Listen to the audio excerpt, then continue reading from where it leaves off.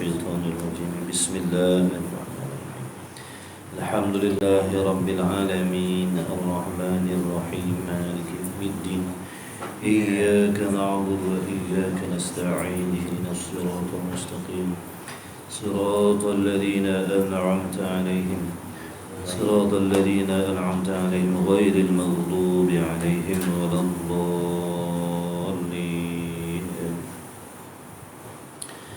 بسم الله الرحمن الرحيم الحمد لله رب العالمين والصلاة والسلام على أشرف الأنبياء والمرسلين وعلى آله وصحبه أجمعين. سبحانك لا علم لنا إلا ما علمتنا إنك أنت العليم الحكيم. اللهم افتح علينا حكمتك وانشر علينا من خزائن رحمتك يا أرحم الراحمين. ربنا زدنا علما وفهما يا كاشف المشكلات اكشف الحجب عن وجوه هذه المعاني حتى نطلع على خفيات هذه المسائل واحفظنا من الخطأ والضلال فأنت موفق كل أمر وأنت علام الغيوب برحمتك يا أرحم الراحمين. وهب لنا يا وهاب علما وحكمة وللرزق يا رزاق كلنا مسهلا وبالخير يا فتاح فافتح لنا وبالهدى وبالعلم كلنا يا عليم مفضلا. اللهم علمنا ما جهلنا وذكرنا ما نسينا. اللهم اجعل أعمالنا خالصة لوجهك الكريم. وصلى الله على سيدنا محمد وعلى آله وصحبه وبارك وسلم. الحمد لله رب العالمين. Amin ya rabbal alamin. Amma ba'du, wassalamualaikum warahmatullahi wabarakatuh.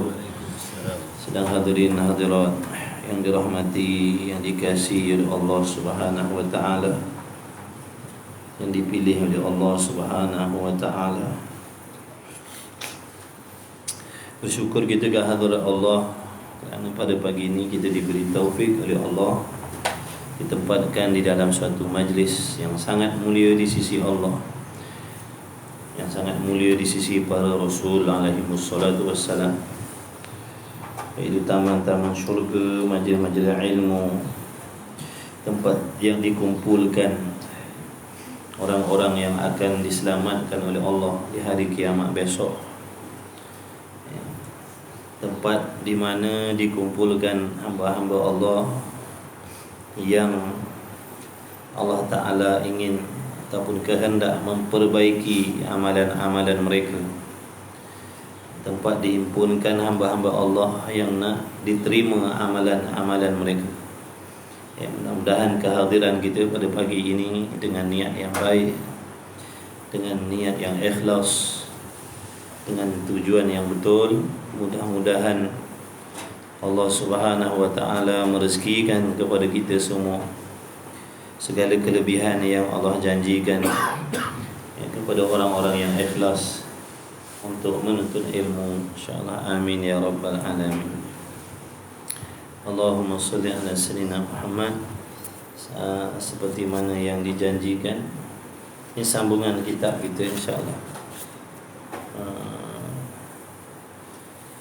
Kitab Risalah Al-Misbahul Munir, muka surat berapa baru ni, kita baru baca sikit lah. Ada tanda muka surat apa baru? Surat satu je itu Qadimah. Salam perkenalan. La hawla wa la quwwata illa billah. Hujan ni alhamdulillah. Jadi mungkin yang tak ada kenderaan berbumbung kita apa datang. Hujan. Syam.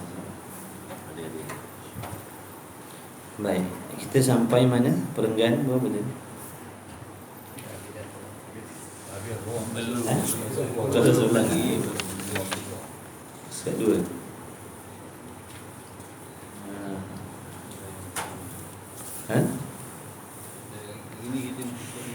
Surat 5. Betul tak? Surat 5 Surat 5. Baik, bismillahirrahmanirrahim. Kitab Risalah Al-Misbahul Munir, muka surat 5.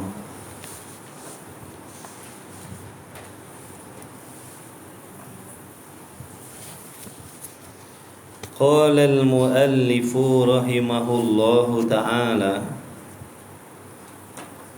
wa nafa'ana wa iyyakum bi'ulumihi wa bi'ulumi masyayikhina amin ya rabbal alamin. Kata musannif huraian yang pertama pada pengenalan agama. Jadi di dalam ruangan ini musannif rahimahullahu ta'ala ingin memperkenalkan, ingin menerangkan kepada kita, orang yang belajar, orang yang mengaji, orang yang mendengar, khususnya saya sendiri, apakah yang dikehendaki dengan agama. Meskipun perkataan agama, ugama, igama, kadang-kadang macam-macam sebut agama, ugama, igama. Meskipun dah lama dengar pada telinga kita, tapi masih ramai di kalangan kita yang tidak faham, yang tidak mengerti apakah sebenar-benar yang dikatakan agama itu.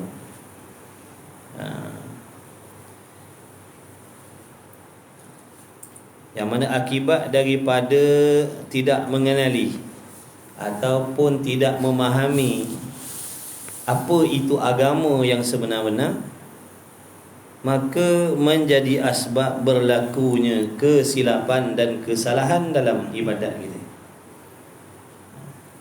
Sebab itulah pengenalan ataupun takrif tentang agama itu sangat penting difahami, supaya tidak tersesat jalan. Jadi takrif pengenalan ni diibaratkan seperti alamat lah. Alamat, kalau salah alamat lainlah tempat tuju. Begitulah juga ni, kalau pengenalan agama ni kita tak tahu, tak sampailah kepada yang dikehendaki, yang menjadikan kita akan tersilap di dalam melakukan ibadat. Baik, bermula agama itu, bermula agama itu ialah ibarat. Apa maksud ibarat? Yakni satu tuturan dan cakapan ataupun keterangan daripada sekumpulan perhimpunan undang-undang. Yakni agama-agama ni, yang dimaksudkan dengan agama itu adalah perkumpulan, perhimpunan. Ada banyak perkara duk berhimpun. Ada banyak berhimpun. Itu yang dimaksudkan. Suatu perkara, makna suatu kenyataan yang nak memberitahu, yang nak menyatakan maksudnya sekumpulan. Agama itu adalah satu kumpulan dan perhimpunan undang-undang. Apa tu undang-undang? Peraturan. Peraturan, disiplin. Daripada mana datangnya peraturan dan undang-undang tadi? Yang datang daripada Allah Subhanahu wa ta'ala. Jadi undang-undang, peraturan-peraturan yang Allah sendiri perintahkan, yang Allah sendiri tetapkan, yang sendiri Allah Ta'ala sendiri putuskan. Siapa dia Allah ni? Sebab tu kena kenal. Sebab itu wajib mengenal Allah. Empunya undang-undang tu, empunya peraturan tu, yang membuat undang-undang, yang membuat peraturan-peraturan yang dikatakan agama tadi, siapa dia? Apa sifat dia? Sama tak macam kita? Ataupun lain?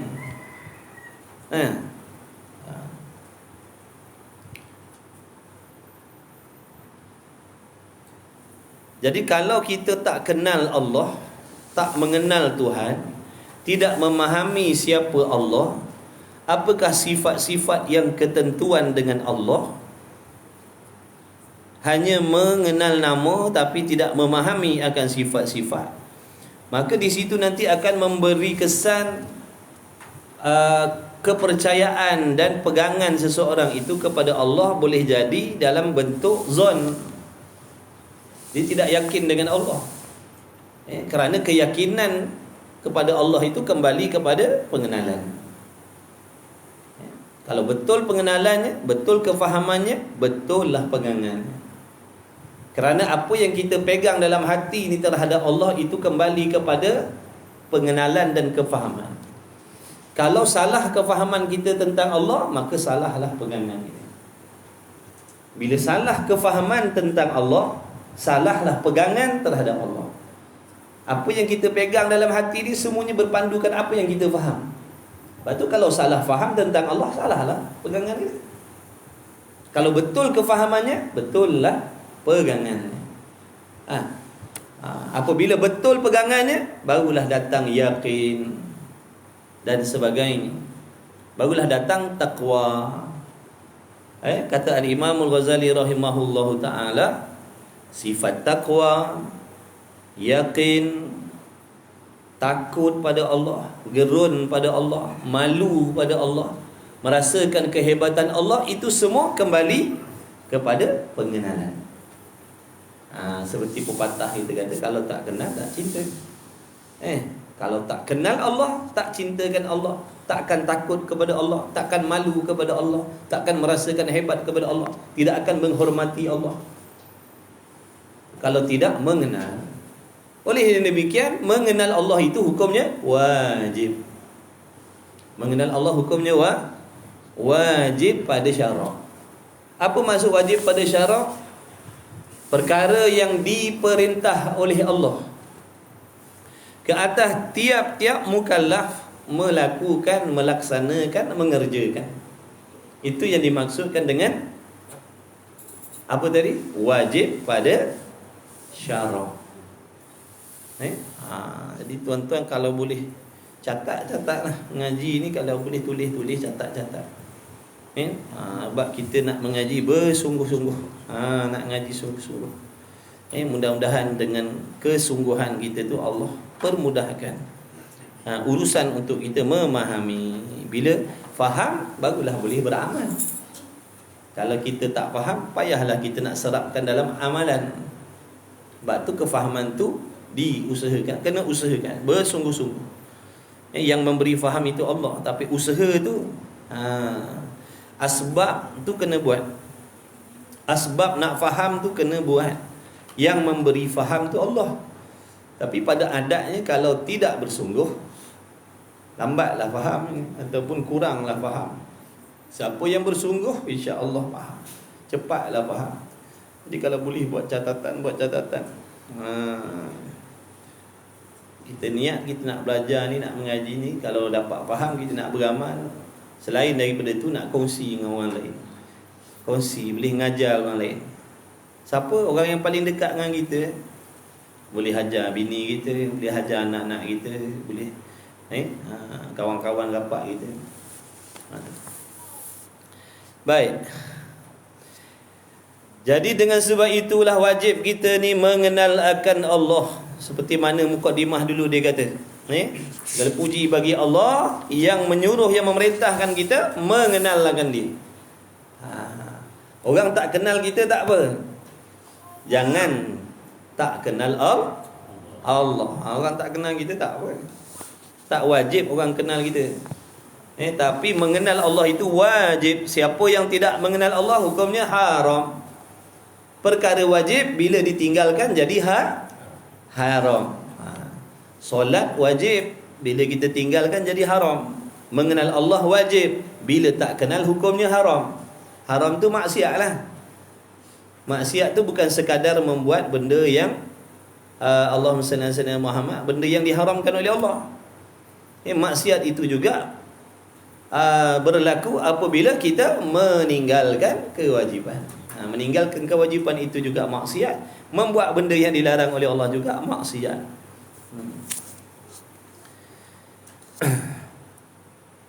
Jadi agama tadi apa? Agama itu adalah perhimpunan undang-undang, perhimpunan peraturan-peraturan yang datang daripada Allah. Siapa dia Allah ni? Yang maha mengetahui segala-gala perkara.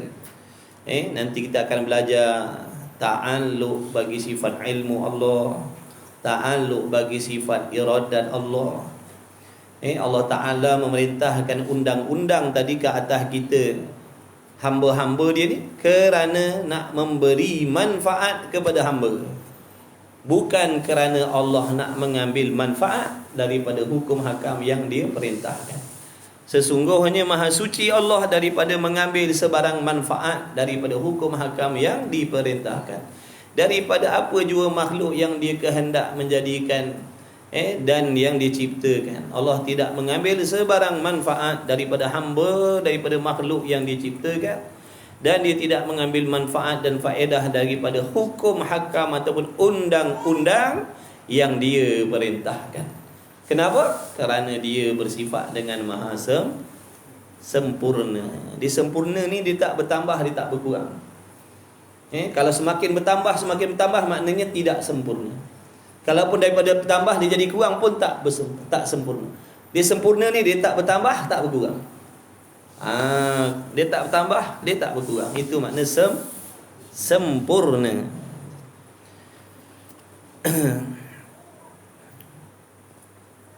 Kenapa Allah Ta'ala tetapkan undang-undang tadi kepada kita tadi? Nampak tu?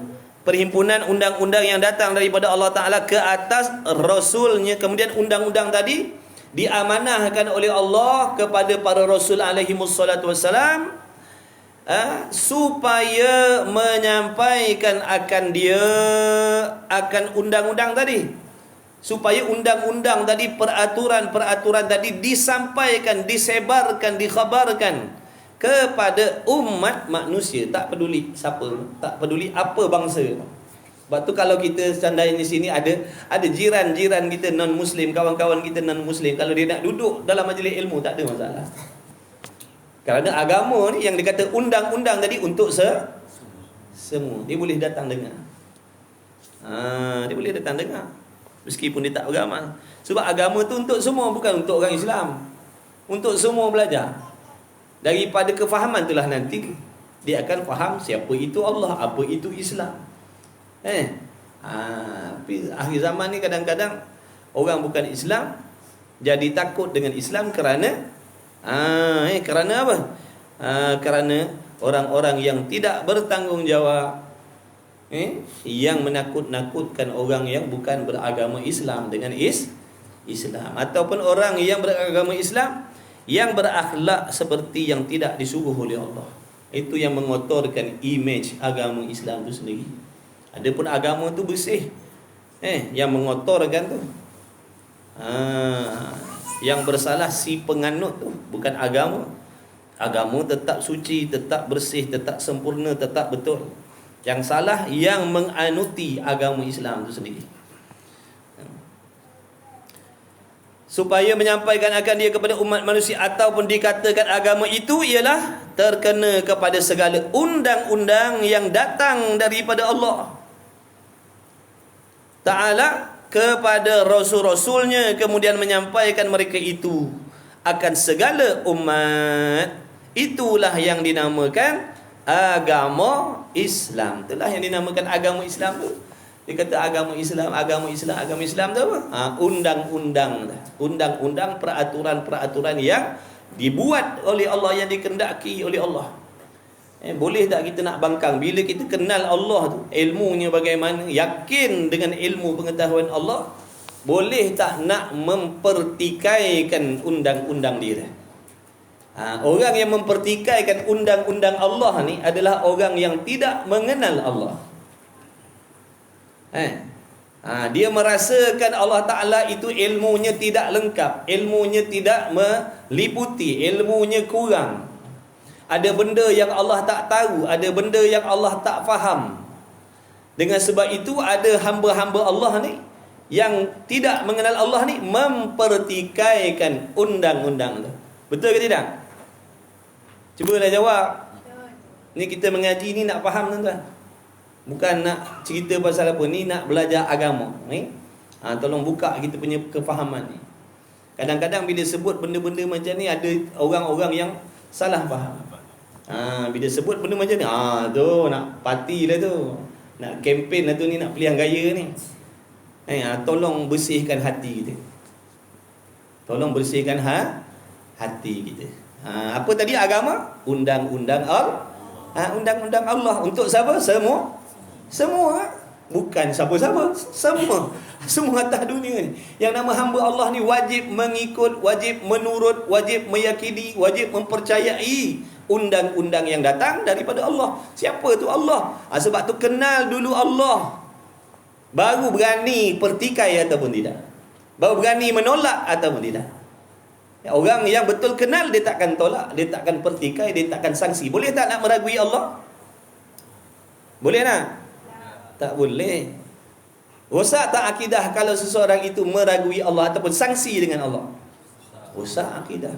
Bila rosak akidah, apa jadi ibadat dia? Sembahyang, puasa, haji? Semuanya jadi debu. Kalau mati dalam keadaan begitu, kekal dalam neraka. Kekal dalam neraka selama-lamanya. Wala'iyadzubillah min dzalik. Sebab tu kena kenal Allah. Baru rasa takut. Bila kenal Allah, baru rasa takut, baru rasa gerun, baru rasa malu. Tengok ilmu Allah, tengok ilmu kita. Patutkah, layakkah sebagai seorang hamba yang diberi pinjam segala-galanya, mempertikaikan undang-undang Tuhan yang dia sendiri mengaku bahawasanya Allah itu sempurna dalam segala hal. Kalau dah betul yakin sempurna, kenapa mempertikaikan? Betul ke tidak? Jadi yang mempertikaikan ni, kalau yang bukan Islam, kita tak ada masalah. Dah memang dia tak percaya dengan Allah. Yang mempertikaikan undang-undang Allah ni orang yang sembahyang 5 waktu, pergi haji, pergi umrah, buat korban macam-macam. Maknanya yang sujud kepada Allah, yang rukuk kepada Allah, tapi mempertikaikan undang-undang. Ini undang-undang ni, peraturan ni macam tak kena, macam tak lengkap, macam tak sempurna. Begitu. Kalau begitu menunjukkan Tuhan yang menentukan tadi tak sempurna. Orang yang mempertikaikan undang-undang Allah bermaksud mempertikaikan empunya undang-undang. Contohnya kalau surau ni ada peraturan yang Tuan Pengerusi kita yang mulia buat. Pengurusi buat undang-undang, nak masuk surau ni begini, nak balik kena tinggal dompet semua. Contoh ni lah. Tiba-tiba kita kata, apa ni undang-undang ni? Sebenarnya nak pelekeh siapa tu? Kalau dia kutuk peraturan tadi, sebenarnya nak kutuk siapa? Kalau dia mengejek undang-undang tadi, hakikatnya nak mengejek siapa? Yang buat peraturan. Jadi orang yang mempertikaikan undang-undang ni adalah orang yang mempertikaikan Allah. Wal'iyadzubillah min dzalik. Rosaklah akidah. Meskipun solat, meskipun puasa, meskipun haji, rosak akidah. Kerana mempertikaikan Allah pada hakikatnya. Allah Ta'ala itu Tuhan yang maha mengetahui segala-gala perkara sedia kala lagi sebelum wujudnya alam ini, sebelum adanya segala sesuatu. Segala-galanya telah ada di dalam ilmu pengetahuan Allah. Allah Ta'ala mengetahui segala sesuatu itu tidak didahului oleh jahil. Itu ilmu Allah. Itu ilmu Allah. Kita pun ada ilmu, tapi ilmu kita ni bersifat baharu. Apa maksud baharu? Tu semua istilah-istilah yang kita nak kena faham dalam ngaji tauhid ni. Tolong ambil, tolong catat. Nanti supaya pelajaran-pelajaran yang akan datang kita mudah nak belajar. Sebab istilah-istilah ni kita dah dengar, dah tahu, dah faham dah. Kalau tak, nanti masuk pelajaran baru, ada lagi istilah yang belum settle. Tambah pelajaran baru, ada lagi bertambah banyak istilah yang kita tak faham. Ini nanti sampai satu peringkat kita jadi jemu, jadi bosan nak belajar. Sebab apa? Tak faham apa benda. Daripada awal ni, tolong ambil perhatian betul-betul. Kalau kita nak ngaji main-main, baik duduk rumah. Kalau kita nak main-main, baik duduk rumah. Kita datang bukan nak main-main, kita nak belajar. Masa ni mahal tuan-tuan. Kalau kita tak duduk di tempat macam ni, memang takkan dengar lah benda-benda macam ni. Kat kedai kopi, kedai tom yam, padang bola, tak ada sembang benda ni jadi. Majlis ilmu je ada. Jadi sementara Allah bagi kita kesempatan ni, manfaatkanlah betul-betul. Manfaatkan, gunakan betul-betul. Walaupun sekejap, tapi kalau kita pandai manfaatkan, insya-Allah ada banyak faedah kita dapat. Okey. Itu pengetahuan Allah. Contoh ni tadi. Sekarang ni kita mengetahui berapa jumlah orang yang hadir sini. Malam tadi tahu tak berapa orang? Dah. Setengah jam tadi tak tahu kita. Ni baru tahu. Tu. Baru tahu, baru maklum, oh seramai ni. Adapun Allah mengetahui tentang sesuatu perkara dengan tidak terdahulu oleh jahil. Itu ilmu Allah. Pernah dengar tak sebelum ni? Pernah dengar? Tak pernah dengar. Itulah untung mengaji, nama tak?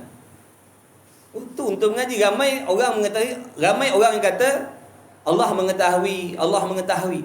Kefahaman tentang Allah mengetahui itu bagaimana? Memang Allah mengetahui, tapi kefahaman kita tentang Allah tu mengetahui bagaimana? Apa yang kita faham Allah tahu tu bagaimana Allah tahu?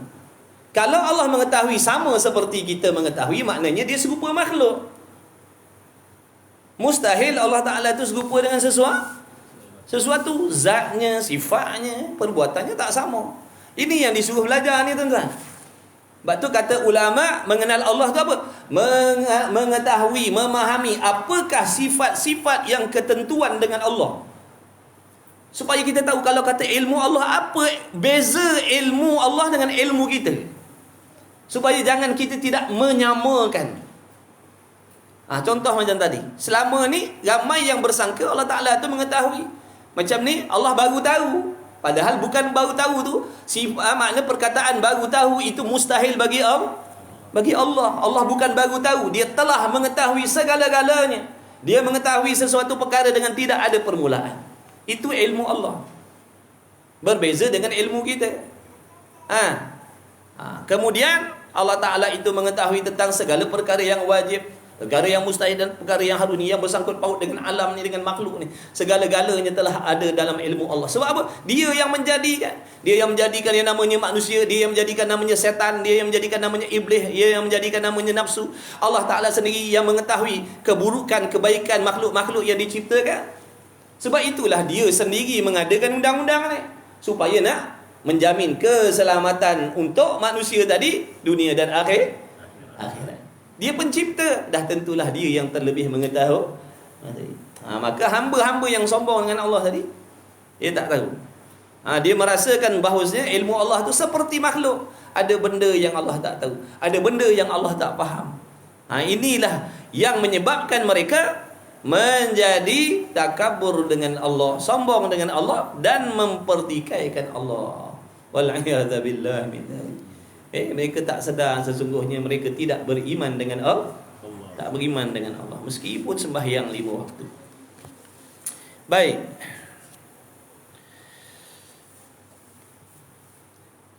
Iaitulah dinamakan agama Islam. Dan orang-orang yang mengikut undang-undang, dan orang-orang yang mengikut undang-undang itu, undang-undang mana ni? Undang-undang tadilah yang ditentukan oleh Allah tadi. Dan orang ni manusia lah, bukan orang-orang duduk tengah sawah tu. Tengah sawah pun orang-orang kan, okey. Dan orang-orang maknanya manusia. Tak kisah apa bangsa. Tak peduli bangsa Arab, bangsa Melayu, bangsa Cina, bangsa India, bangsa apa, tak peduli. Mana-mana orang yang mengikut undang-undang tadi. Mana-mana orang yang mengikut undang-undang itu, makna orang-orang yang mengikut peraturan-peraturan yang Allah sendiri kehendak dan Allah sendiri perintahkan itu, dia ambil undang-undang tu, dia guna pakai dalam diri dia, dalam kehidupan dia, dalam rumah tangga dia, dalam masyarakat dia, dinamakan orang tu Muslim. Baru panggil Muslim. Sebab tu panggil Muslim. Muslim ni apa? Orang yang mengguna pakai undang-undang tu dalam diri dia. Tu panggil Muslim. Yakni orang-orang yang mengikut undang-undang Allah. Baru panggil Muslim. Dan kalau dia tak ikut undang-undang tadi, dia tak pakai undang-undang tadi, dipanggil apa tu? Dipanggil Muslim jugalah, tapi tak sempurna. Selagi tak nyata pada zahirnya menolak, selagi tak nyata pada zahirnya menidakkan agama tadi, dia dikatakan Muslim, tapi Muslim yang berdosa lah. Sebab dia tak guna pakai undang-undang tadi. Dia percaya tapi dia tak pakai. Dia panggil Muslim yang asi. Orang yang beragama Islam tapi yang maksiat. Sebab apa maksiat? Sebab undang-undang tu tidak diguna pakai. Adapun kalau secara terang-terang dia kata aku tak percaya undang-undang tu, itu kufur. Itu kufur. Ataupun dia kata undang-undang ni dah tak relevan lagi dah. Undang-undang Allah dalam Quran tu tak relevan dah, maka tidak syak lagi, murtad lah dia. Na'udzubillah. Itu di antara fahaman sesat. Hati-hati.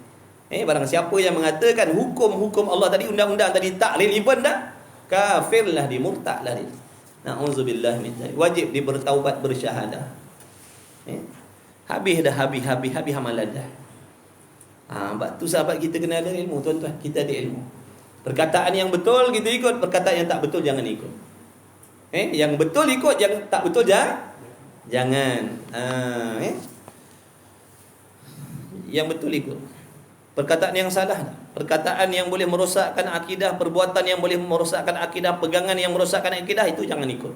Sebab tu penting kita kena ada ilmu, baru kita boleh mengetahui mana yang betul, mana yang salah. Kalau kita tak ada ilmu, kita tak tahu. Kadang-kadang banyak perkataan-perkataan ni yang memurtadkan, tapi kita tak tahu. Lalu kita cakap juga macam orang tu cakap. Tak pasal-pasal rosak akidah. Dah nanti nak salahkan siapa? Nak salahkan orang tu. Kita yang pertama-tama akan dipersalahkan. Kenapa? Kenapa tidak menuntut ilmu? Kenapa tak tuntut ilmu? Kalau kau tuntut ilmu, dah tentu kau akan tahu benda-benda ni. Nampak tak? Jadi apa pun kesalahan, tak boleh kita nak menyalahkan orang. Dosa kita yang nak kena bertanggungjawab. Ni mujur Allah panggil kita, mujur Allah himpunkan kita. Itulah dia tanda-tanda orang yang Allah nak selamatkan dia. Itulah tanda-tanda Allah sayang. Kalau Allah tak sayang, Allah biarkan kita dalam kejahilan, dalam kebodohan, dalam tak tahu. Hari-hari buat dosa, buat maksiat, tak sedar yang tu dosa dan maksiat. Hari-hari buat benda yang merosakkan akidah, tapi tak tahu benda tu merosakkan akidah. Tapi bila Allah sayang, Allah ambil, Allah kutip, Allah letakkan dalam majlis ilmu sebagai asbabnya. Yang mana hakikatnya Allah nak memberi kefahaman yang betul agar diperbaiki dan selamat balik akhirat. Alhamdulillah. Kena ada rasa seronok, ya Allah, alhamdulillah kau pilih aku mengaji, ya Allah. Biarlah dulu-dulu kita tak belajar agama, dulu-dulu kita macam-macam benda kita buat, tapi akhir-akhir ni Allah pilih kita. Kita dulu tangan kita tak pernah pegang kitab-kitab ni.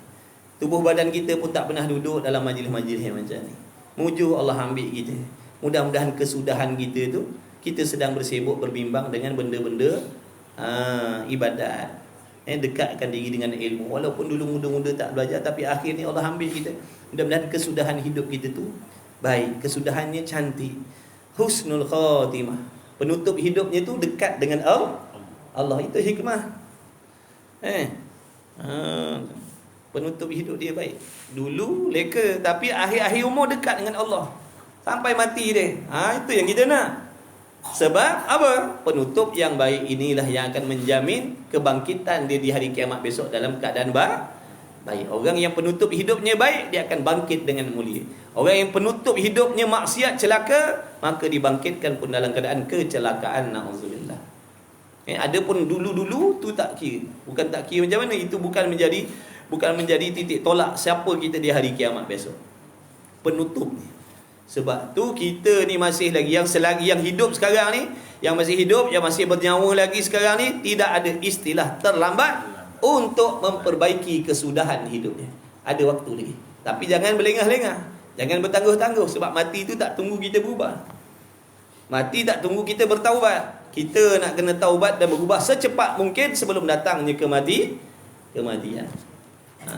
Ramai orang sihat mati. Ramai orang yang sihat mati. Yang tukang suap bubur mati dulu. Yang makan bubur tak mati. Yang tukang suap. Duk tunggu kat hospital mana tukang suap bubur tak datang. Biasa datang suap. Ni dah 2 hari tak datang, rupa dengar cerita dah mati lah tukang suap. Sungguh. Mati tak ada syarat tuan-tuan. Tak syarat sakit, tak syarat apa, kemalangan, tak syarat apa. Allah kendak nak cabut nyawa, cabut. Dia tak peduli. Hajat dah tertunai belum, dia tak peduli. Itulah sifat Allah. Maha mentadbir, ikut kehendak dia. Tuhan ni sifat dia, dia ikut dia. Tuhan ni sifat dia, ikut dia. Nak tadbir, nak merintah, nak tetapkan apa, itu ikut dia. Dialah Tuhan. Itulah sifat Tuhan. Allah memerintah ikut kehendak dia, bukan ikut kehendak kita. Kita nak kena ikut kehendak Allah, bukan Allah ikut kehendak kita. Siapa kita Allah nak ikut kehendak kita? Cuba kita tanya balik.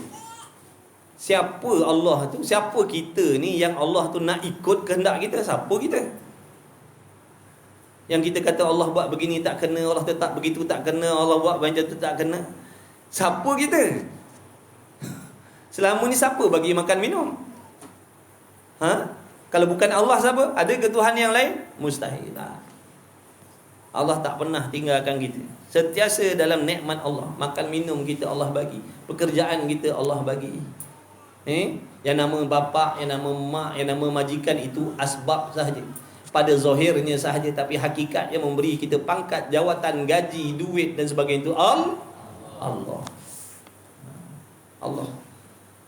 Jadi apa balasan kita? Bila kita tahu, bila kita sedar, kita yakin semua ini adalah pertolongan Allah. Apa balasan sebagai hamba? Sebagai hamba yang duduk dalam pertolongan Allah yang banyak ni, nak balas macam mana? Balas dengan derhaka ataupun balas dengan taat? Macam mana tanda nak terima kasih dengan Allah yang senantiasa memberi pertolongan kepada kita pagi, petang, siang, malam? Nak balas macam mana? Fikir-fikir, renung-renung. Itulah yang dinamakan agama Islam. Orang-orang yang mengikut undang-undang tadi dipanggil Muslim. Tak kisahlah kalau di India, dia seorang India, berbangsa India, tapi dia mengikut undang-undang tadi. Dia beramal dengan undang-undang tadi. Dia mematuhi peraturan tadi. Orang panggil India Muslim. Kalau Cina, Cina Muslim. Kalau Melayu, Melayu Muslim. Ada ke Melayu yang tak Muslim? Ada? Berapa banyak Melayu murtad dah, betul? Jadi makna Allah kita balik akhirat besok, Allah tak tanya kau bangsa apa? Bangsa Melayu. Bangsa Melayu syurga lah. Kau bangsa apa? Cina. Neraka dah. Tak balik bawa iman, bawa kufur. Dia dua ni, salah satu tu. Bangsa tolak tepi. Dia bangsa Arab sekalipun, tapi dia tak beriman dengan Allah, neraka lah tempat dia. Meskipun dia bangsa Arab. Dia orang Melayu, tapi dia beriman dengan Allah. Dia orang Cina, dia beriman. Dia bangsa India, dia beriman. Syurga lah tempat dia. Jadi bangsa tak jadi hal. Bangsa tak jadi hal. Yakni orang-orang yang beragama Islam, maka nyatalah daripada takrif itu, teranglah daripada definisi tadi, pengenalan agama tadi, yang dikatakan agama itu adalah perhimpunan undang-undang, peraturan-peraturan yang datang daripada Tuhan yang maha mengetahui itu, yang maha sempurna itu, yang maha adil itu. Nyatalah daripada pengenalan itu bahawa yang disebutkan agama itu ialah kena kepada undang-undang Allah Ta'ala yang dihantarkan akan dia dengan melalui rasul-rasulnya daripada yang bersangkutan dengan akidah. Makna undang-undang tadi ada yang bersangkut paut dengan akidah. Makna apa maksud akidah? Pegangan dan kepercayaan dalam hati. Jadi pegangan dan kepercayaan dalam hati terhadap Allah, terhadap Rasul, kitab-kitab, hari kiamat, malaikat, qada qadar tu, dia ada undang-undang dia. Nak percaya dengan Allah ni apa undang-undang dia? Nak percaya dengan Rasul macam mana undang-undang dia? Nak percaya dengan malaikat, dengan kitab-kitab, macam mana undang-undang? Dia ada peraturan dia. Kita tak boleh nak percaya kepada Allah tu ikut suka hati kita. Tak boleh. Sebab ada undang-undang yang Allah tetapkan. Bila langgar undang-undang akidah tadi, maka rosaklah akidah. Batallah akidah ni. Ataupun batallah imannya kepada Allah bila dia melanggar undang-undang tadi. Sebab tu kita kena tahu, kena belajar undang-undang ni. Undang-undang Allah tu kena tahu supaya jangan langgar. Macam kita nak belajar kereta motor tu kan kena belajar undang-undang dia. Supaya apa? Supaya kita boleh berhati-hati. Jangan langgar. Kalau langgar kan kena saman. Itu saman dengan duit. Ini saman dengan apa? Dengan api neraka tu balasannya. Kalau langgar undang-undang tadi. Sebab tu kita kena takut. Kena takut, kena risau, kena bimbang. Takut terlanggar undang-undang akidah ni. Orang yang takut dia akan bertindak. Di antara tindakan dia apa? Dia akan ambil tahu. Sebab dia takut kalau terlanggar undang-undang ni. Sebab ni kalau terlanggar undang-undang bukan benda kecil. Terlanggar undang-undang akidah ni benda besar. Di antara jenayah agama yang merosakkan agama yang paling besar sekali adalah murtad tu. Riddah tu dah. Di antara perbuatan jenayah yang paling besar, yang paling buruk, yang paling kotor dalam agama adalah murtad ataupun syirik dengan Allah. Jadi dia takut. Aku tak nak jadi orang syirik, aku tak nak jadi orang murtad. Takut. Jadi dia belajar, dia ambil tahu. Bila dia tahu, dia akan waspada, dia akan hati-hati, dia akan pantau, dia akan berjaga-jaga. Dia akan jauhkan diri daripada sempadan-sempadan yang boleh merosakkan akidah tadi. Jadi undang-undang dalam nak meletakkan kepercayaan kepada Allah, ada undang-undang. Tak boleh nak ikut suka hati aku. Nak ikut suka hati kau dah. Dia ikut rasa-rasa dia. Dia ikut rasa-rasa dia. Dia nak percaya Allah begitu. Kamu pula, saya percaya Allah begini. Yang kamu percaya begitu dah. Dia kena satu, ikut undang-undang tadi. Ada peraturan yang Allah buat. Allah sendiri yang menetapkan undang-undang tu. Undang-undang akidah. Jadi tak boleh nak percaya sebarang. Baik laki-laki, baik perempuan, baik tua, baik muda, baik raja, baik menteri, baik datuk, baik datin, Tan Sri, rakyat jelata bekerja, tidak. Dia wajib mengikut undang-undang pegangan tadi tu dalam hati terhadap Allah. Meskipun dia raja, dia mesti memiliki pegangan yang betul terhadap Allah. Meskipun dia billionaire, dia kena ada pegangan yang betul terhadap Allah. Dia laki-laki, dia perempuan, dia suami, dia isteri, dia remaja, wajib ada pegangan yang betul terhadap Allah mengikut undang-undang tadi. Faham tak tu setakat situ? Alhamdulillah. Dan dapat kita guna dalam amalan, dalam ibadat kita. Dapat menghayati. Kemudian apa lagi? Yang bersangkutan dengan ibadat. Nak beribadat pun ada undang-undang yang Allah sendiri tetapkan. Nak semayang ada undang-undang ni. Tak boleh nak buat undang-undang kita nak semayang. Sekarang ni kejap lagi kita nak buat zuhur. Tak boleh. Dia ada undang-undang ni. Nak solat tapi pakai ikut suka hati kita. Tak boleh, dia ada undang-undang ni. Kena pula belajar undang-undang tentang ibadah. Tu suruh belajar fiqh tu. Fiqh tu. Kena belajar syariat tu, kena belajar fiqh tu. Kerana dalam ilmu fiqh ni nak menerangkan peraturan, disiplin undang-undang yang bersangkut paut dengan tata cara nak mengabdikan diri kepada Allah. Bagaimana nak solat, bagaimana nak puasa, bagaimana nak haji, bagaimana nak umrah, bagaimana nak bermuamalah, nak berurusan sesama manusia. Ada undang-undang dia. Meskipun kita raja, kita menteri, kita pekuasa, kita orang hebat, kita orang kuat, kita orang gangster, kita orang samsek, nak berurusan sesama manusia ada undang-undang. Bukan zaman macam zaman jahiliah dulu. Zaman jahiliah dulu dia tak ikut undang-undang Allah ni. Dia ikut nafsu. Siapa kuat dia tebaslah yang lain. Bila dah datangnya Islam dah, kau sekuat mana pun, kau sekaya mana pun, kau kena taat dengan undang-undang Tuhan yang menjadikan sekalian alam ni. Kau tak boleh buat sebarang dengan orang yang lebih lemah daripada kau. Ada undang-undang ni. Kau tak boleh nak sepak terajang anak bini kau sesuka hati, tak boleh. Ada undang-undang. Kau tak boleh nak ambil gerta orang bawah-bawah kau suka hati, tak? Ada undang-undang ni. Sebab tu kena belajar fiqh. Nak ambil wudu ada undang-undang, nak mandi wajib ada undang-undang, nak pakai ada undang-undang. Nak pakai pun ada undang-undang ni. Tu kata Islam ni melengkapi. Dalam segala situasi, dalam segala hal, semuanya ada undang-undang yang telah ditetapkan oleh Allah. Cuma kita tahu dengan tak tahu. Kita ambil tahu ataupun kita tak ambil tahu. Padahal undang-undang tu dah disampaikan oleh Rasulullah sallallahu alaihi wasallam. Cuma kita ni akhir zaman ni kita jahil dengan undang-undang tadi, bukan dikarenakan Nabi tak menyampaikan, tetapi kerana kita sombong tak nak ambil tahu. Sebab tu kita banyak undang-undang ataupun yang ada dalam agama ni yang kita tak tahu, yang kita tak reti, yang kita tak faham. Sebab dah berasa tahu, dah berasa pandai, dah berasa faham. Imam Ghazali ada pesan, dia kata jangan kau nak seronok sangat dengan Islam. Jangan kau nak seronok sangat dengan nikmat Islam dan nikmat iman yang kau dah dapat. Kau jangan seronok sangat. Sebab apa? Bila kau seronok sangat dengan nikmat iman dan Islam ni, kau akan peluk tubuh, kau takkan ambil tahu. Macam kita lah orang Melayu, cakap Melayu hari-hari. Adakah kita peduli nak ambil perhatian, nak study pelajaran bahasa Melayu tu? Dah. Buat apa? Nak ambil tuition bahasa Malaysia, aku dah lama memang cakap bahasa Melayu. Tapi bila ambil bahasa bangsa lain pula dapat E, kita dapat jorot. Sebab apa? Tadi sikap apa tadi? Tak ambil pada. Buat apa aku nak belajar? Aku orang Melayu. Buat apa nak ambil tuition bahasa Malaysia? Tu contohlah, nak bagi faham. Jadi bila kita ni bersenang sangat dengan Islam, kita tak akan ambil peduli tentang Islam. Buat apa aku nak belajar? Aku bukan kafir, aku bukan mu'allah baru masuk Islam. Yang kau nak ajak pergi surau, nak pergi belajar mendengar agama, kau ingat aku baru masuk Islam.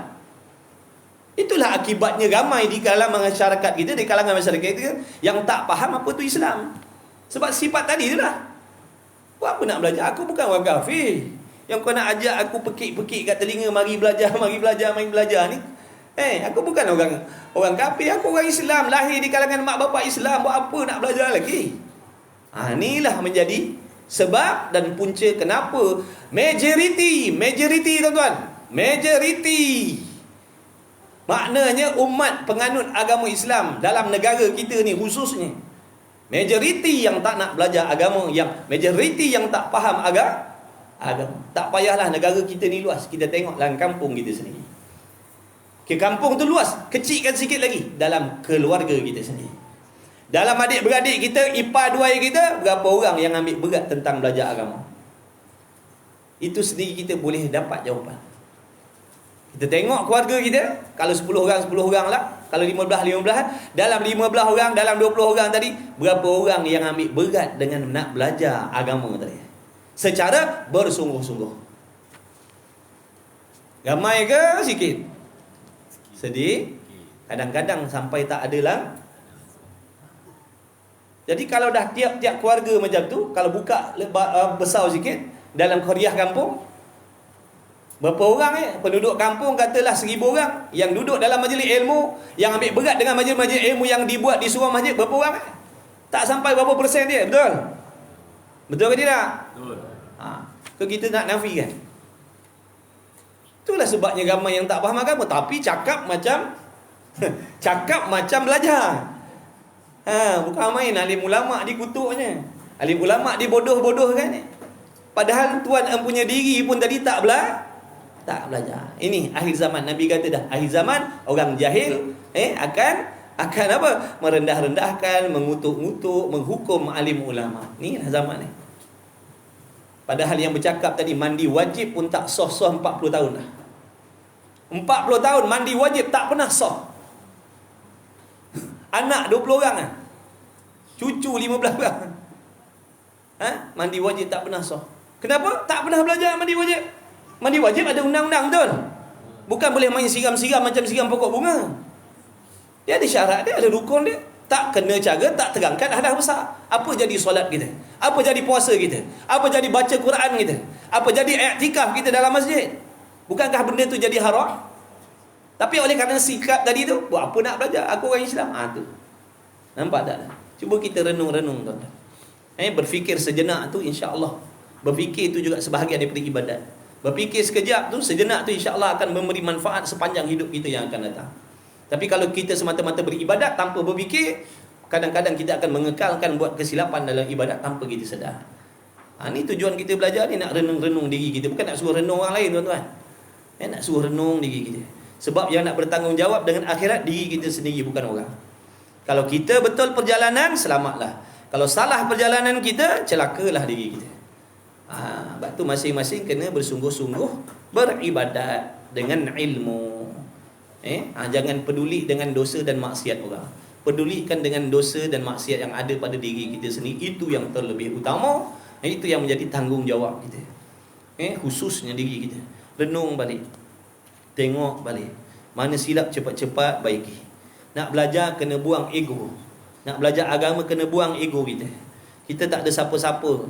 Pada pandangan Allah kita sama daripada yang tinggi-tinggi, yang setinggi-tinggi darjat atas dunia sampai dah serendah-rendah. Pada pandangan Allah semua hamba Allah sama je.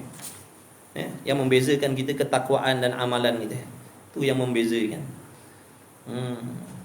Jadi dalam bab ibadat ada undang-undang dia.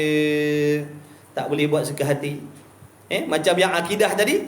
Akidah tadi ada undang-undang. Jadi macam mana nak tahu undang-undang akidah? Belajar tahu tauhid. Ni belajar tauhid ni nak belajar undang-undang akidah ni. Nanti kita tahulah undang-undang akidah apa yang boleh, apa yang tak boleh. Nak percaya macam mana yang boleh, percaya macam mana yang tak boleh. Ni dalam kita ni. Insya-Allah mudah-mudahan dipanjangkan umur kita. Boleh belajar sampai habis, sampai khatam. Kalau tak kita khatam, kita khatam dulu. Dalam dua kan. Dalam dua kalau tak kita kitab khatam, kita khatam dulu. Tapi tak apalah, khatam sedang mengaji. Dalam usaha belajar tu dia khatam, mati dia sebagai penuntut ilmu. Subhanallah.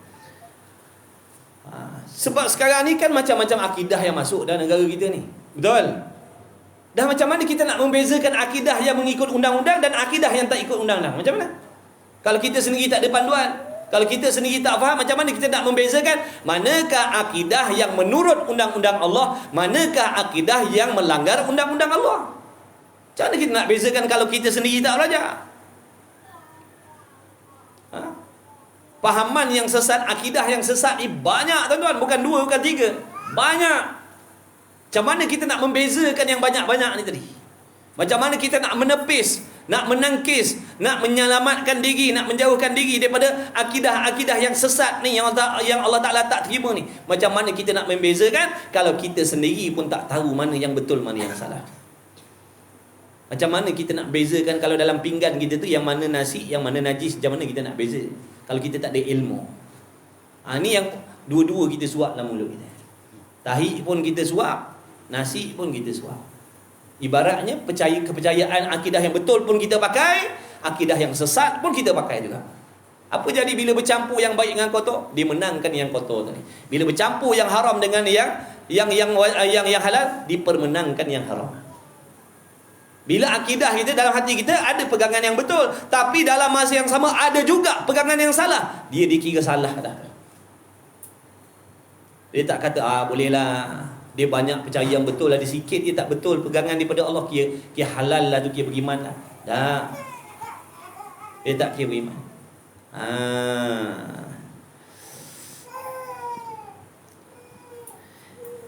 Dan ibadat rumah tangga, nikah, kahwin tu masuklah. Zakat tak zakatnya masuk semua dalam kata ibadat tu. Dan muamalah, urusan kita sesama manusia, ada undang-undang dia. Macam mana cara nak ambil harta orang, macam mana cara ambil harta orang yang halal, macam mana cara ambil harta orang yang Allah haramkan. Semua dah ada dah undang-undang ni. Dan sebagainya. Banyak lagi kalau nak sebut tu. Sebagainya tu. Jenayah, ada undang-undang dia. Macam mana kalau kita buat khianat kepada orang lain? Ada tak undang-undang yang Allah buat? Ada ke tidak? Ada ke tidak? Jangan buat tak dengar pula. Nanti saya kena tanya. Kat sana nanti Tuhan tanya. Tuan-tuan jawab dulu. Ya Allah, tak pernah dengar pun. Dulu yang datang ngajar dia tak beritahu pun. Jangan ni. Jinayah. Semua ada. Semua ada. Jangan tidur. Jangan tidur. Kita pengantuk ni, kita belum tidur semalam. Sungguh belum tidur semalam. Tak apa, lawan mujahadah. Syaitan memang tak suka kita ngaji ni. Dia tak suka kita tahu benda betul. Bab jinayah ni kita dengar, bab semayang, bab puasa, bab zakat, bab haji, bab umrah, bab muamalah. Bab jinayah adalah undang-undang dia. Siapa yang buat? Tuhan yang sama. Tuhan yang samalah, bukan Tuhan yang lain. Bukan yang menetapkan undang-undang semayang Allah, yang menetapkan undang-undang jenayah bukan Allah, Tuhan lain. La ilaha illallah. Dah. Allah jugalah.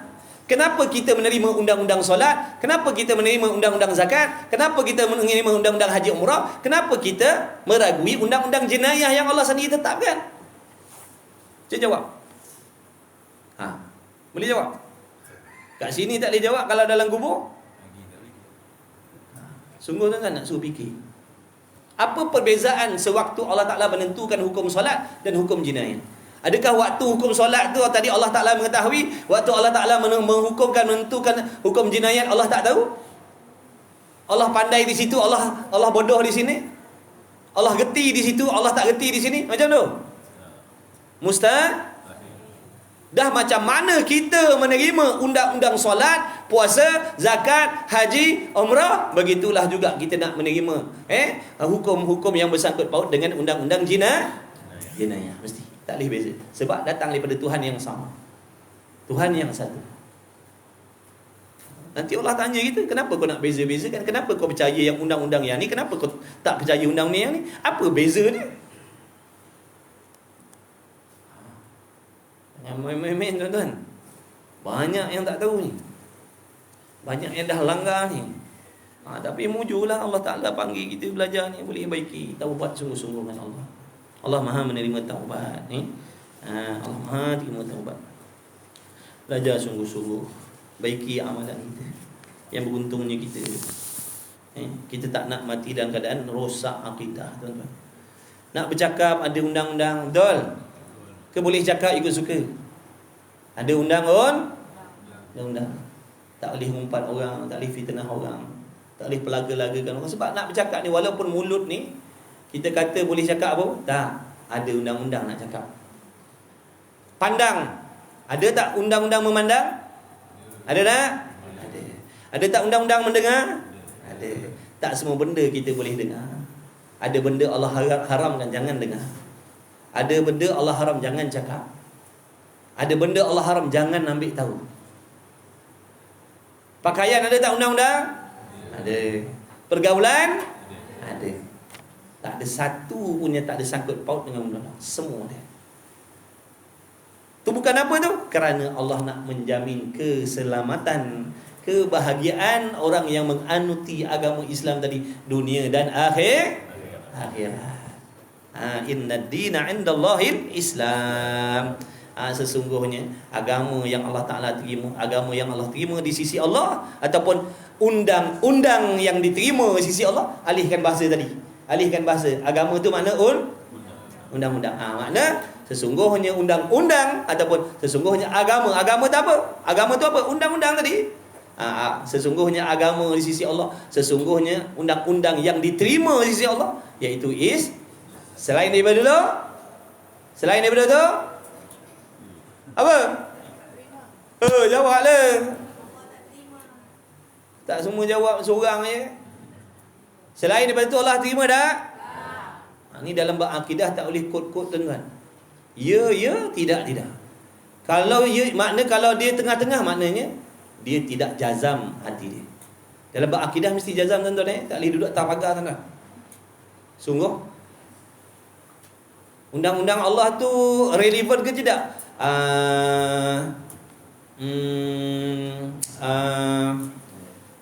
Bolehlah kot. Beriman ke tidak kalau macam tu? Tidak beriman. Ya, tidak. Dia macam tu je. Dia tak macam bab fiqh. Dah masuk waktu ke belum? Rasa-rasa dah masuk dah, rasa ni tengok matahari, rasa-rasa dah masuk dah. Tak apa. Tapi kalau dalam bab akidah, rasa-rasa Quran tu betul lah, rasa-rasa. Tu na'udzubillah min zalik. Biar beza, biar beza. Allah tuan-tuan. Ngaji. Dan dengan ibadat dan muamalah dan sebagainya. Jadi semua ada undang-undang. Semua ada undang. Bermula undang-undang Allah Ta'ala 5 perkara. Iaitu mana? Jadi undang-undang Allah Ta'ala ni ada 5 perkara. Yang pertamanya undang-undang wajib. Yang keduanya sunat. Yang ketiganya haram. Yang keempatnya makruh. Yang kelimanya harus. Ni jaga ni perenggan ni, jaga ni. Ni penting ni. Jangan tidur. Ni. Tak ada tidur pun, tak ada yang tidur saja tu. Panggil macam tu. Tapi barangkali ada yang tidur tu mata jaga sebenarnya lelap. Maka tiap-tiap maka tiap-tiap daripada apa kerja manusia itu. Faham tak? Apa sahaja kerja, apa sahaja gerak-geri zahir dan batin manusia itu tidak keluar daripada salah satu daripada 5 undang-undang yang tersebut. Faham tak?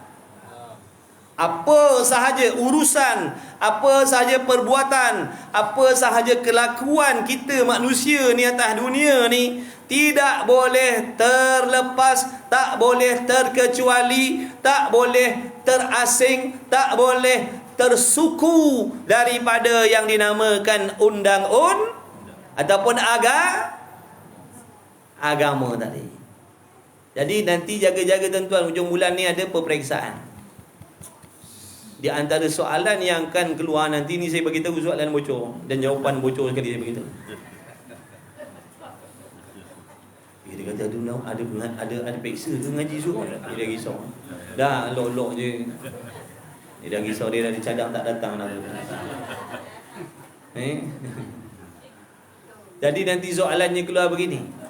Adakah satu perbuatan manusia yang terkecuali daripada hukum Allah? Jawab dia apa? Jawab dia apa? Tidak. Ingat jawapan tu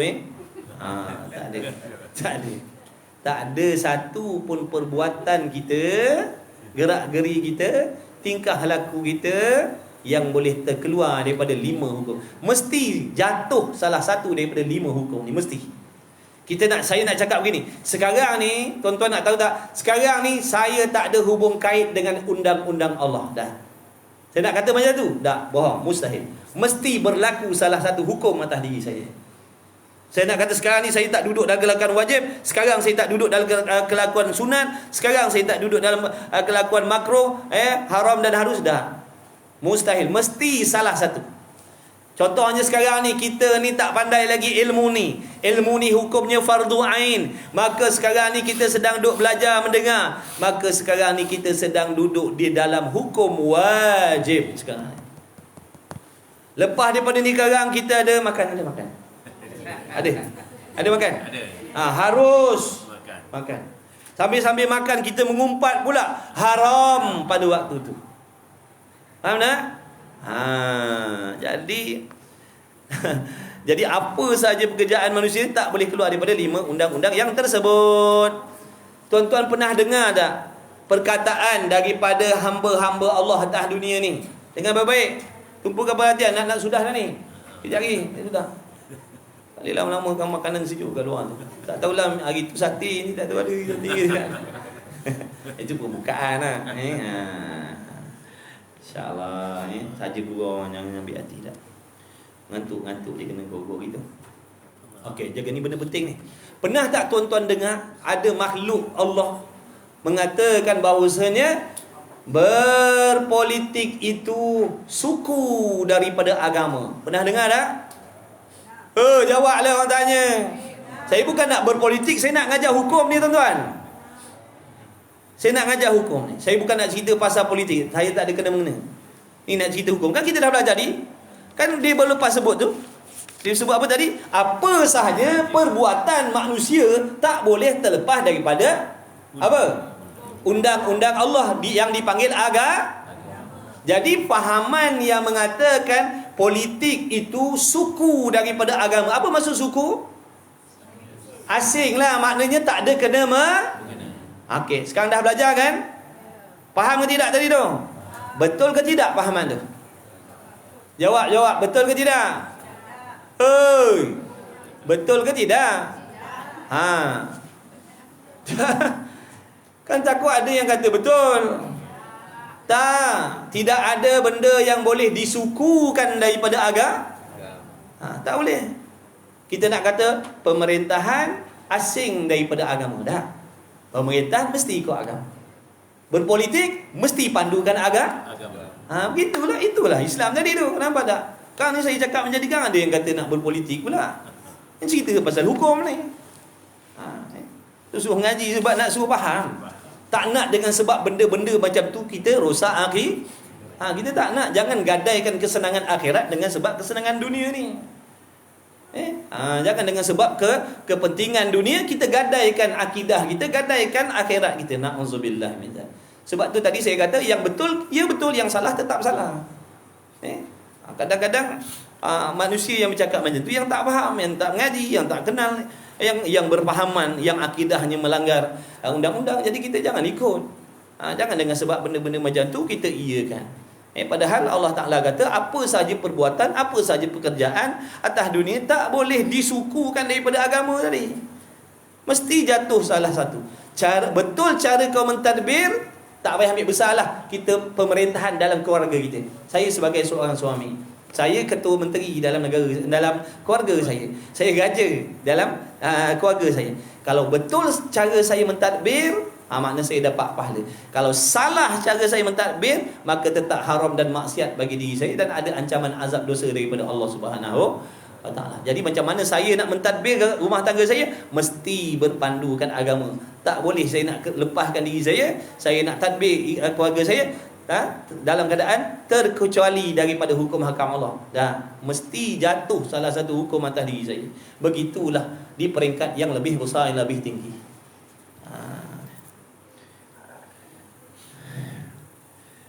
Yang tersebut dinamakan akan dia dengan hukum-hukum syarak. Atau dia panggil hukum syarak nama dia. 5 tadi. Atau hukum-hukum taklifiyah yang lagi akan datang menyebut akan dia di dalam huraian hukum-hukum syarak insya-Allah. Jadi dalam hukum syarak nanti dia akan huraikan satu persatu apa erti wajib, apa yang dimaksudkan dengan wajib, apa yang dimaksudkan dengan sunat, apa yang dimaksudkan dengan haram, apa yang dimaksudkan dengan makruh, apa yang dimaksudkan dengan harus. Nanti kita boleh faham satu-satu. Walaupun kita dah dengar perkataan tu selalu, kadang-kadang kita tak faham juga apa yang kita dengar. Maka nyata pula daripada huraian ini, huraian tentang hukum Allah tadi, hukum syarak tadi terbagi pada 5, bahawa pengenalan agama itu ramainya orang-orang yang tidak mengenal agama. Jadi boleh dibuat kesimpulan kat sini. Faham daripada definisi tadi itu, agama itu adalah undang-undang yang datang daripada Allah, yang melibatkan akidah, yang melibatkan muamalah, yang melibatkan macam-macam tadi itu. Ramai. Dan agama tadi itu terbahagi kepada 5 undang-undang, wajib, sunat, makruh, harus. Daripada situ rupa-rupanya ramai orang-orang yang tidak mengenal agama, ramai yang tak kenal agama. Hanya pandai menyebut, pandai duk sebut agama Islam, kita ni beragama Islam, kita ni Muslim. Ramai yang pandai menyebut, pandai menulis juga dengan dalilnya. Ramai orang yang tidak menurut undang-undang agama yang tersebut. Itulah dalilnya, itulah buktinya di atas dakwaan tuan pengarang kitab tadi. Dia kata ramai orang yang tak faham dengan agama. Jadi kalau kita kata mana bukti? Mana bukti yang kata ramai orang tak faham agama ni? Mana bukti? Buktinya ramai yang tidak mahu menurut agama tadi tu. Sebab dia kalau faham agama tu betul-betul, dia akan turut, dia akan ikut. Tapi dengan sebab ramai yang tak faham, ramai yang tak ikut agama tadi tu. Tengok ada dalil dia tu, tengok ada dalil tu. Ramai orang yang tidak menurut undang-undang agama tersebut. Maka, ini contoh dia. Ini contoh yang dimaksudkan ramai orang yang tak faham agama. Mana contohnya? Setengahnya sembahyang sahaja. Dia semayang, dia takut kalau tak semayang. Dia kata kalau tak semayang 5 waktu ni haram, nanti Allah laknat, nanti azab neraka Allah dan sebagainya. Maka dia pun semayanglah 5 waktu. Puasanya tidak. Semayang dia buat, puasa dah. Padahal dua-dua ni wajib. Semayang pun wajib, puasa pun wajib. Tapi oleh kerana dia tak faham, semayang ditinggalkan puasa. Kalau dia faham wajib tu apa maksud wajib, perkara yang dituntut oleh Allah ke atas tiap-tiap laki-laki dan perempuan yang mukallaf sebagai tuntutan, suruhan yang muktamad, surat menyurat tak dilayan. Surat menyurat tak dilayan. Siapa kau orang kaya, kau orang miskin, kau paling miskin sekali, kau orang paling kaya sekali, bila Allah Ta'ala kata wajib, kau kena buat. Kau kena buat sebab benda tu diwajibkan oleh Allah. Tak boleh. Aku ni orang kaya, jadi wajib ni aku tak payahlah. Dah, kau kena buat juga. Meskipun kau kaya, meski kau berpangkat berjawatan yang tinggi, sebab itu perintah Allah. Itu perintah Allah ke atas hamba dia. Bila Allah kata wajib, wajib.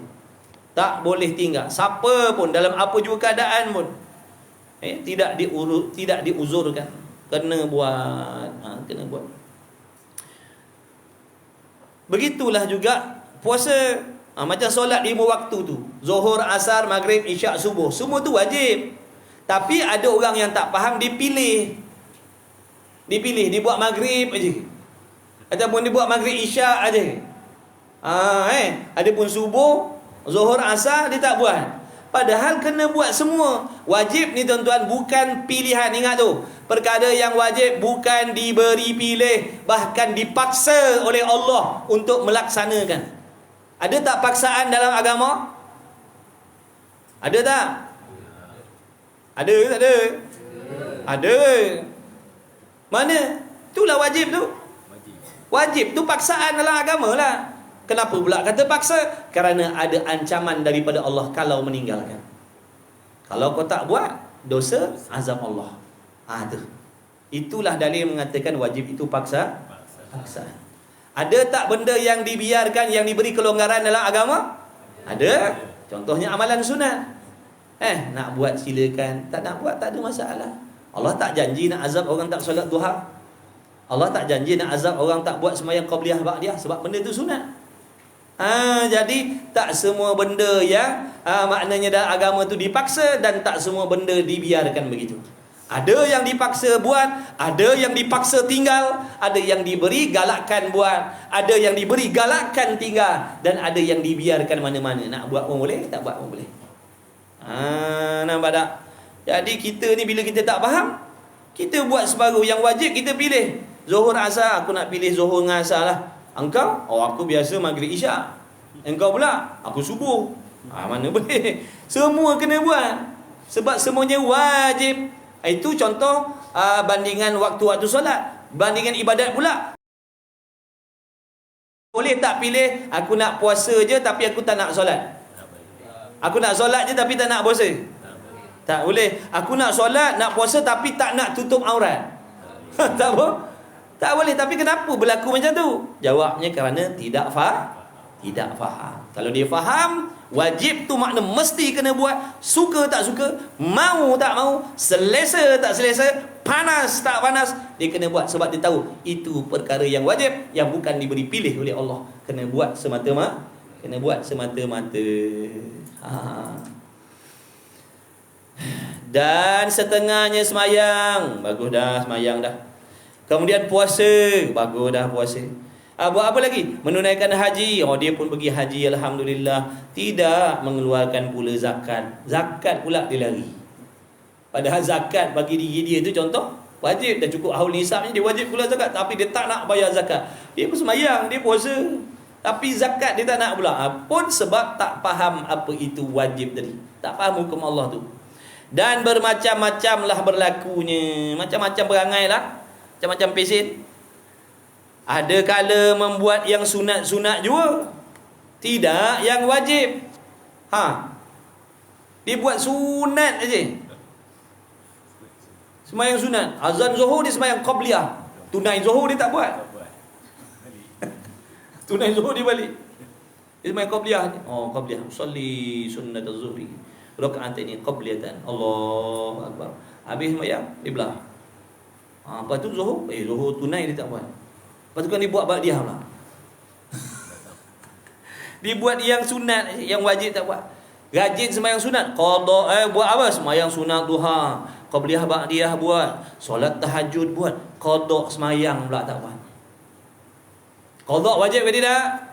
Di sisi akidah kita ahli sunnah wal jamaah, qada solat, sama ada solat yang sengaja tinggal ataupun yang tidak sengaja tinggal, kedua-dua ni wajib digantikan. Cuma bezanya Kalau sembahyang yang kita sengaja tinggalkan, wajib qada dengan segera. Kalau solat yang kita tak sengaja tinggalkan, sunat segera. Qada wajib tu, tapi bersegera tu sunat. Contohlah malam tadi kita tidur pukul 10, tiba-tiba tadi kita sedar pukul 8, memang tak sedar subuh langsung. Maka kita telah meninggalkan sembahyang dengan tidak sengaja. Wajib tak qada? Wajib. Lepas tu nak kena wajib cepat qada ke ataupun boleh tangguh sikit? Sunat cepat. Maknanya kalau nak qada subuh kadang dalam waktu zuhur boleh. Boleh. Yang terbaik je segeralah. Begitu. Tapi tak, dia buat sembahyang sunat aja. Yang qada dia tak nak buat. Pun dengan sebab tak faham juga tu. Kalau dia faham, dia akan mengutamakan, mendahulukan qada sembahyang daripada membuat sembahyang sunat. Dah tu tak boleh buat sembahyang sunat langsung ke? Boleh. Cuma mengutamakan qada. Boleh nak selang-selang dengan sunat, nak hilangkan jemu. Bila waktu sembahyang qada, tak ada waktu bagi sembahyang qada. Tak ada makruh tahrim, tak tahrim. Lepas asar boleh qada sembahyang subuh, lepas asar boleh qada sembahyang maghrib, lepas asar boleh qada sembahyang zuhur, selepas subuh boleh qada sembahyang zuhur, boleh. Tengah malam boleh qada. Tu hukum sembahyang qada. Wajib, tak ada waktu. Boleh buat bila-bila masa. Macam mana nak kira qada? Dulu-dulu kita tak sembahyang, ataupun muda-muda dulu kita sembahyang main hentam aja. Kata ulama, kau kira balik daripada umur kau kira balik sampailah umur kau sekarang, kau tolaklah berapa tahun. Kalilah 1 hari 5 hari, 5 waktu, kalilah setahun berapa, lepas tu kalikanlah dengan 20 tahun tu. Beratus ribu lah jawab ni. Dia kata banyak dah. Mau tak mau kena ansur lah, bukan suruh habiskan hari tu. Mati kita. Ansur lah, ansur. Maknanya setiap hari ada bayar hutang. Orang azan Zuhur, kita pun sebelum sembahyang tunai Zuhur contohnya, kita pun usolli fardhu zuhri 4 rakaatin qadaan lillahi. Aku sembahyang fardhu zuhur ganti kerana Allah. Jadi yang dibuat mula-mula tadi bukan tunai tu, bukan untuk hari tu, ganti yang dulu. Lepas kerang bila qamat, kita sembahyang tunai zuhur. Lepas bagi salam kan, lepas tu ada baca wirid lebih kurang, kita pun bangun balik usolli fardhu zuhri 4 rakaatin qada. Ganti zuhur lagi. Kang asar ganti asar pula. Macam-macam. Asalkan ganti tak kisahlah. Ataupun kita nak gantikan qabliyah ba'diyah tu dengan qada subuh. Orang azan zuhur, orang lain sembahyang rawatib, qabliyah zuhur, ba'diyah zuhur, kita usolli fardhu subhi raka'ataini qada'an lillahi ta'ala. Allahu akbar, sembahyang qada subuh 2 rakaat. Maknanya bila kita buat, dah terbayar dah hutang kita satu waktu. Lepas tu nanti segan ustaz nak angkat tangan. Orang tahu saya tak sembahyang. Tak apalah. Kalau dia tanya kau qada subuh, jawab Lepas tu tanya dia balik, kau dah qada ke belum? Tanya balik, kau dah qada ke belum? Ataupun tak nak angkat tangan pun tak apa ke tak? Tak nak angkat tangan pun tak apa. Dah tu nak baca apa? Bacalah doa kunut macam biasa dalam berdiri. Panjang lama berdiri kita orang kata apa pula? Bacalah kunut pendek. Allahumma ighfir li ya ghafur. Wa sallallahu ala sayyidina Muhammad wa ala alihi washabihi wasallam. Dah sujud dah.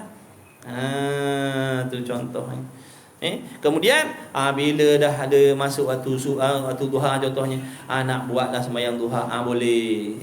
Yang tak bolehnya buat sunat tak usik qada, tu tak boleh. Buat qada dulu, utamakan qada. Jarang-jarang boleh nak buat sunat, nak hilangkan bosan. Macam tu. Daripada bangun tahajud tu, bangun sembahyang sunat tahajud tu tidak terkurang pun walau satu pun waktu kita. Baik kita gantikan tahajud itu dengan sembahyang pahalanya lebih besar daripada sembahyang tahajud nisbah kita orang yang ada qada sembahyang. Nisbah kita yang ada qada sembahyang, tahajud itu digantikan dengan qada, itu terlebih besar pahala daripada dia buat sembahyang sunat tahajud. Dia buat 1000 rakaat tahajud pun tak boleh nak bayar subuh dia yang ditinggalkan satu waktu tu. Utamakan qada dulu.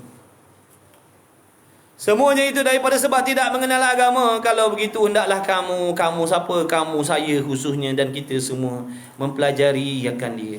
Belajarlah agama. Belajarlah agama. Belajar tadi dengan bersungguh-sungguh. Dengan bersungguh-sungguh.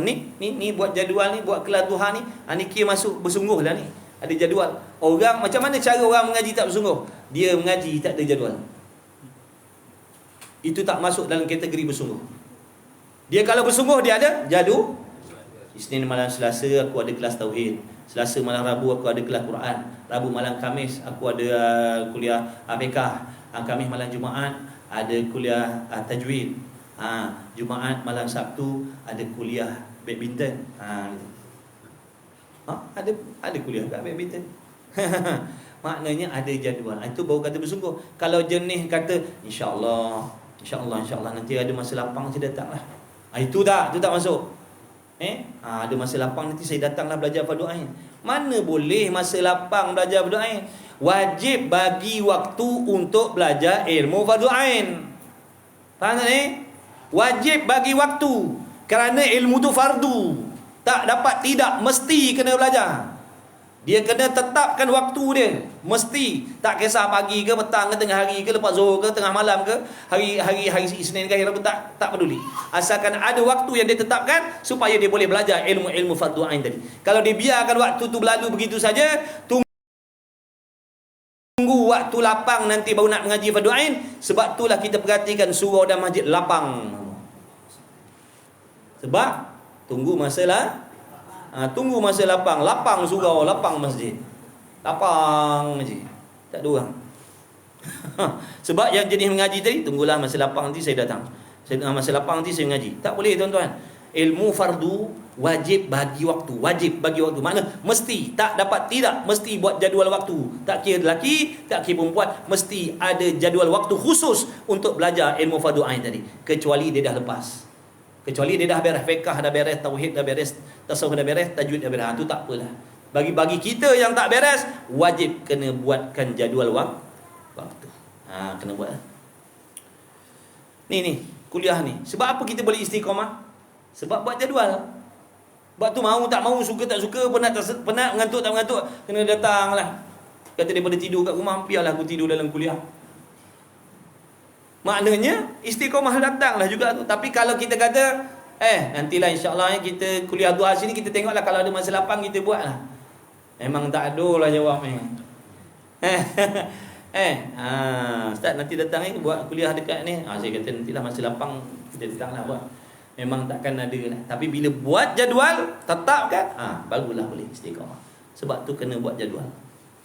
Kalau tak buat jadual dan asbab daripada tak buat jadual tadi, kita tak belajar berdoa, hukumnya dosa. Kata ulama 3 hari ataupun tak keluar pergi cari ilmu fardu ain, sedangkan tak lepas lagi, dia duduk dalam kefasikan selama-lamanya. Duduk dalam fasik. Kalau dia mati fasik. Na'udzubillah. Dan kejadian agama atau terbentuknya agama itu di atas 3 perkara, iaitu Islam, iman dan ihsan. Dia dah drop gear dah tu. Drop gear tu nak berhenti dah. Wallahu a'lam wa ilmuhu wa atam. Mudah-mudahan Allah memberikan kefahaman kepada kita semua tentang hukum-hakam Allah. Mudah-mudahan dengan berkat majlis ilmu kita pada pagi ini, kita doa kepada Allah, sekalian yang hadir, sekalian yang mengikuti, tak kecuali ibu bapa kita, isteri kita, anak-anak kita semua, tak terkecuali kawan-kawan kita, sahabat andai kita, kenalan-kenalan kita, orang yang banyak buat baik dengan kita, orang yang banyak tolong kita. Tak lupa juga orang yang tak senang dengan kita, orang yang tak suka dengan kita. Mudah-mudahan sekaliannya diampunkan oleh Allah Subhanahu wa ta'ala. Mudah-mudahan diberi taufik hidayah untuk berubah menjadi orang yang lebih baik perhubungannya dengan Allah Subhanahu wa ta'ala. Mudah-mudahan diberikan ilmu yang bermanfaat, ikhlas dalam menuntut ilmu kerana Allah. Mudah-mudahan Allah selamatkan kita dunia dan akhirat, anak cucu cicit kita, keturunan kita semuanya mudah-mudahan dijaga, dipantau oleh Allah, dibimbing oleh Allah. Mudah-mudahan kita semuanya direzekikan oleh Allah husnul khatimah. yang mati dalam iman, Islam dan ihsan yang sempurna. Mudah-mudahan Allah bagi taufik kepada kita untuk bertaubat sungguh-sungguh, kembali kepada Allah sungguh-sungguh, belajar sungguh-sungguh, beramal sungguh-sungguh, insya-Allah. Dan mudah-mudahan dengan berkat majlis ilmu kita, dengan berkat Nabi Muhammad sallallahu alaihi wasallam, segala doa-doa kita, hajat-hajat kita yang tersurat, yang tersirat, yang ada dalam hati kita, yang ada dalam hati isteri kita, yang ada dalam hati suami kita, yang ada dalam hati anak-anak kita, hajat-hajat yang baik-baik, mudah-mudahan dikabulkan oleh Allah Subhanahu wa taala, dipermudahkan oleh Allah Subhanahu wa taala. Yang sedang diuji dengan sakit, mudah-mudahan diberi kesembuhan oleh Allah, diberi hati yang sabar, yang sentiasa redha dan bersangka baik dengan Allah Subhanahu wa taala dengan apa sahaja takdir yang ke atas diri kita, insya-Allah. Mudah-mudahan kita diberi peluang oleh Allah taala bertemu lagi di masa-masa yang akan datang. Salah silap saya minta ampun maaf banyak-banyak. La haula wala quwwata illa billahil aliyil azim, insya-Allah. Jumpa lagi. Bismillahirrahmanirrahim. Alhamdulillahirabbil alamin wassalatu wassalamu ala Rasulillah. اللهم ربنا انفعنا بما علمتنا، ربنا علمنا الذي ما ينفعنا، ربنا فقه أهلنا وقربات لنا في ديننا مع الكتر أنثى وذكر، وصلى الله على سيدنا محمد والحمد لله رب العالمين. تقبل الله مني ومنكم، منا ومنكم، تقبل يا كريم.